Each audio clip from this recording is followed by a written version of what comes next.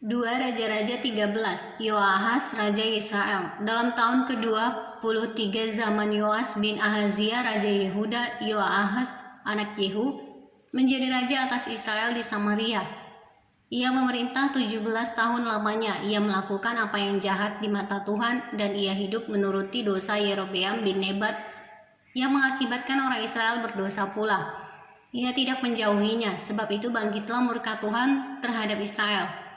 Lalu diserahkannyalah mereka ke dalam tangan Hazael Raja Aram dan ke dalam tangan Ben-Hadad anak Hazael selama zaman itu. Tetapi kemudian Yoahas memohon belas kasihan Tuhan dan Tuhan mendengarkan dia sebab ia telah melihat bagaimana beratnya orang Israel ditindas oleh Raja Aram.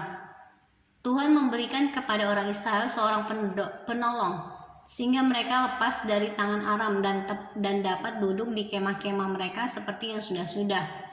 Hanya mereka tidak menjauh dari dosa-dosa keluarga Yerobeam yang mengakibatkan orang Israel berdosa pula, melainkan mereka terus hidup dalam dosa itu. Juga patung Asyera masih berdiri di Samaria sebab tidak ada laskar ditinggalkan pada Yoahas, selain dari 50 orang berkuda dan 10 kereta dan 10.000 orang berjalan kaki.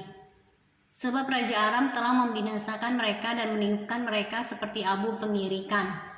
Selebihnya dari riwayat Yoahas dan segala yang dilakukannya dan kepahlawanannya, bukankah semuanya itu tertulis dalam kitab sejarah Raja-Raja Israel? Kemudian Yoahas mendapat perhentian bersama-sama dengan nenek moyangnya dan ia dikuburkan di Samaria. Maka Yoas anaknya menjadi raja menggantikan dia. Yoas Raja Israel. Dalam tahun ke-37 zaman Yoas Raja Yehuda, Yoas anak Yoahas menjadi raja atas Israel di Samaria. Ia memerintah 16 tahun lamanya. Ia melakukan apa yang jahat di mata Tuhan. Ia tidak menjauh dari segala dosa yang disuruh Yerobeam bin Nebat dilakukan oleh Israel, tetapi terus hidup dalam dosa itu. Selebihnya dari riwayat Yoas dan segala yang dilakukannya dan kepahlawanannya, bagaimana ia berperang melawan Amazia Raja Yehuda, bukankah semuanya itu tertulis dalam kitab sejarah Raja-Raja Israel? Setelah Yoas mendapat perhentian bersama-sama dengan nenek moyangnya, maka duduklah Yerobeam di atas tahta ayahnya, dan Yoas dikuburkan di Samaria di samping Raja Israel.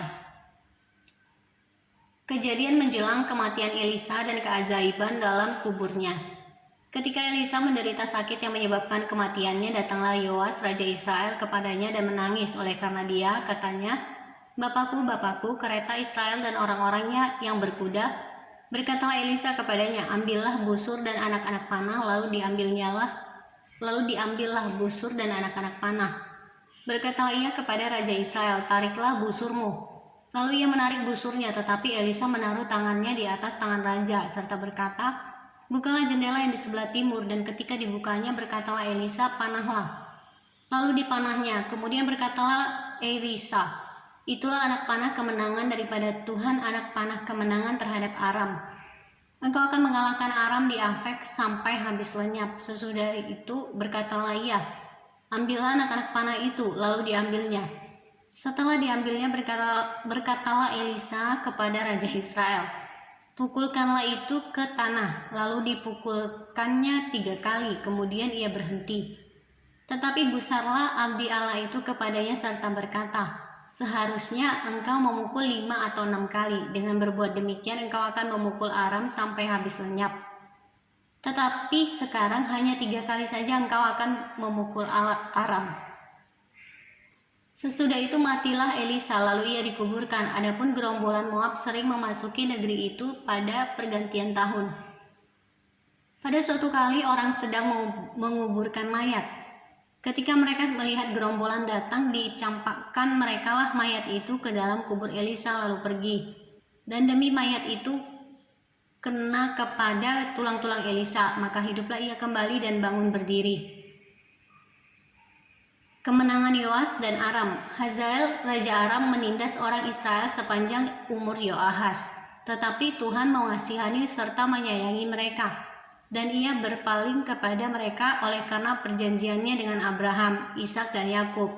Jadi ia tidak mau memusnahkan mereka dan belum membuang mereka pada waktu itu dari hadapannya.